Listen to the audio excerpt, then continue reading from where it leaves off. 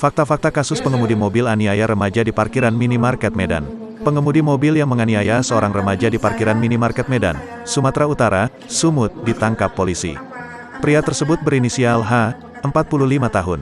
Ia merupakan warga Kecamatan Medan Johor, Medan. Polisi meringkus H di sebuah kafe pada Jumat, tanggal 24 Desember tahun 2021, malam. Berikut Kompas.com merangkum sederet fakta baru soal kasus pengemudi mobil menganiaya seorang remaja di Medan. Penganiayaan berlatar sakit hati. Kepala Kepolisian Resor Kota Besar, Kapolrestabes Medan Kombes Pol Riko Sunarko mengatakan, H menganiaya korban, FL, 16 tahun, karena merasa sakit hati. Keterangan sementara, motifnya sakit hati karena merasa korban tak sopan katanya.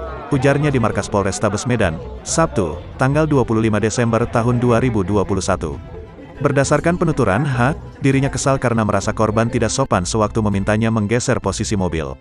Mobil H tidak terdaftar di Samsat. Riko menjelaskan, polisi agak kesulitan untuk menangkap H lantaran identitas mobilnya tidak terdaftar di Samsat Kepolisian Daerah, Polda Sumut. Mengenai hal itu, Riko menduga bahwa ada kemungkinan nomor kendaraan pelaku belum terinput di data Samsat ataupun sistem sedang error.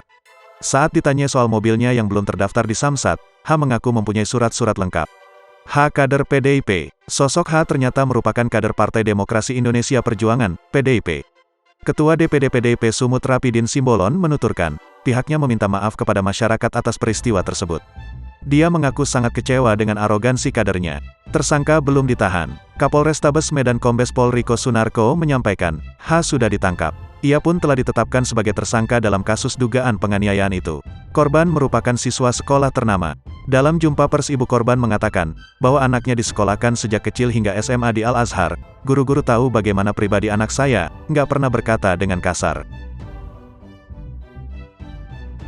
Masalah apa anak saya katanya ada berkata-kata kasar, itu tidak ada sama sekali. Karena saya alhamdulillah saya didik anak saya dari kecil, sekolah Al-Azhar sampai SMA di Al-Azhar juga, dan guru-guru juga mereka tahu bagaimana pribadi anak saya. Sesungguhnya nggak pernah berkata dengan kasar. Yang ada dia bilang, Pak, geser mobilnya dikit, turun bapak ini sopan kali kau, langsung nampak, langsung nendang, mengeluarkan kata-kata kotor untuk anak saya, sampai dikatakan, ibu mana yang gak sakit hati Pak?